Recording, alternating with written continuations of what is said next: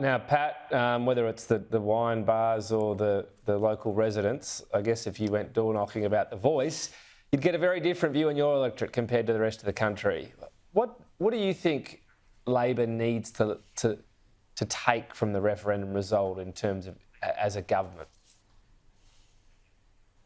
Well, I think the first thing is, of course, to accept the result that was given to us by the Australian people.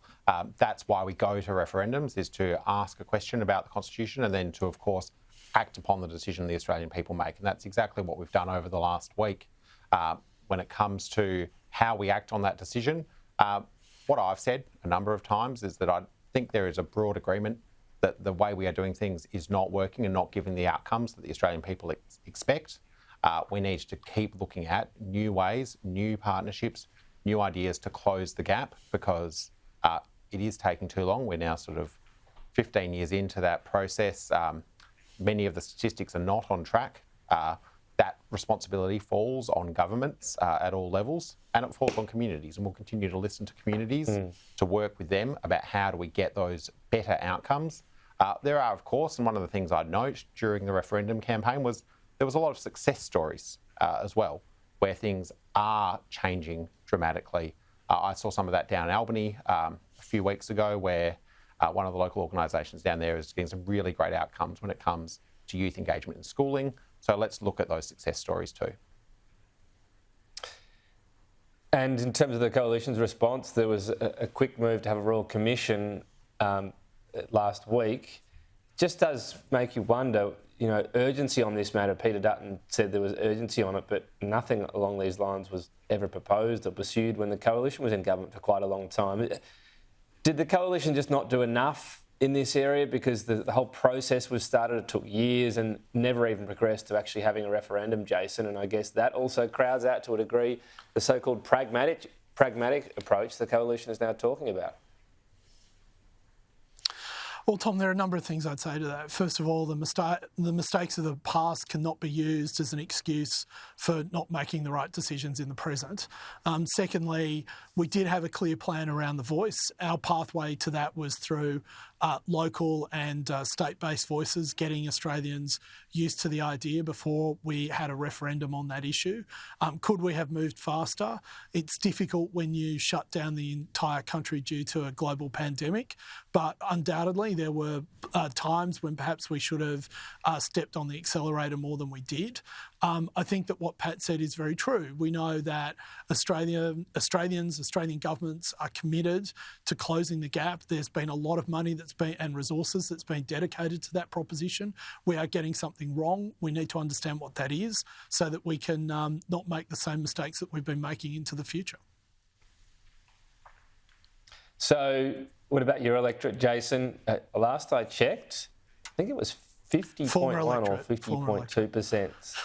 Wow, it'll always be, have that Felinski tinge to it. But what do you think it says broadly around those teal seats? Because these are the ones that all supported this referendum, and the coalition, wasn't certainly speaking to a lot of them, I guess, in this debate. Are the teal seats, most of them, almost gone from a coalition point of view?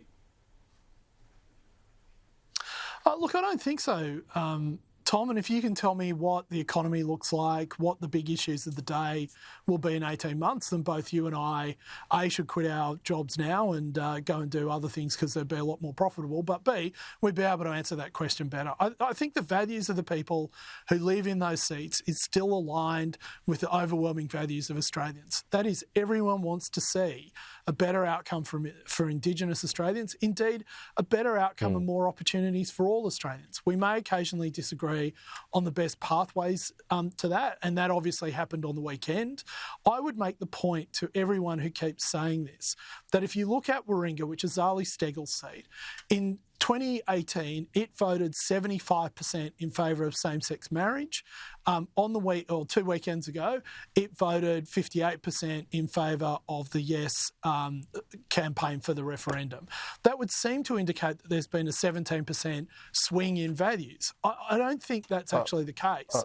Yeah. Now, as you know, I've been firmly of the view that we should, That's in the Liberal a very Party, be interesting kind going of... after Jason, if we aspirational want to sort voters. of start connecting all of those points, do we want to go back to when they were voting for Tony Abbott to be the federal member? Like, I mean, that's a lot of dots that you've connected there. I don't know if you've got the string out on the pin-up board at home. Pat, no, mate, the only thing I use the pin-up board for is a dartboard, and I usually miss. But the fact of the matter is, and if you want to go back to 1999, Tony Abbott's then electorate of Warringah voted in favour of the Republic while he was running around the country arguing against it. And then on top of that, and then he got re-elected another 6 times. My point is that these referendums and these specific issues, and I think, Pat, you would agree with me on this, are not actually an indication of how people would vote on who they think the next government would be. And ultimately, the Teals will have to argue to their communities that they have been successfully representing their views in Parliament. And I think as we're, more than halfway through this term, if you were being honest with yourself, you would have to say they have failed. Now, that's an argument that other people can make at other times, but I think that's going to be the more important question. I feel like asking Jason, who's on your dartboard? Maybe you shouldn't say that. I don't know. Is that not PC Tom, these days? I want to know, Tom. You and Pat are clear, Tom. Don't worry about it. Oh, right. Don't worry, okay. I keep missing anyway, Tom, so don't worry. You're safer on my dartboard than off it. Fair enough. The poor walls of Jason Falinski's house. Just in 10 seconds, Yeah, that's true. Pat, That's true. Are the suburbs a worry for Labor here, or is this just what happens in this type of referendum? Look, ultimately, a referendum is decided on a national and a statewide vote. If the proposition for a constitutionally enshrined voice didn't get there, we'll continue with our agenda on a range of things that help all Australians, from making sure we make cheaper medicines, deliver on cheaper childcare for 1.2 million Australians, expanding fee-free TAFE, and all the rest. But I feel like if you want me to go through the full list, I'm happy to, but I think I'm that's all right. It's all right. Put it in an email, Patrick, Come on, Jason. let him. Otherwise, he has to go back and door knock wine bars. Well, it's still, 9:30 in Perth.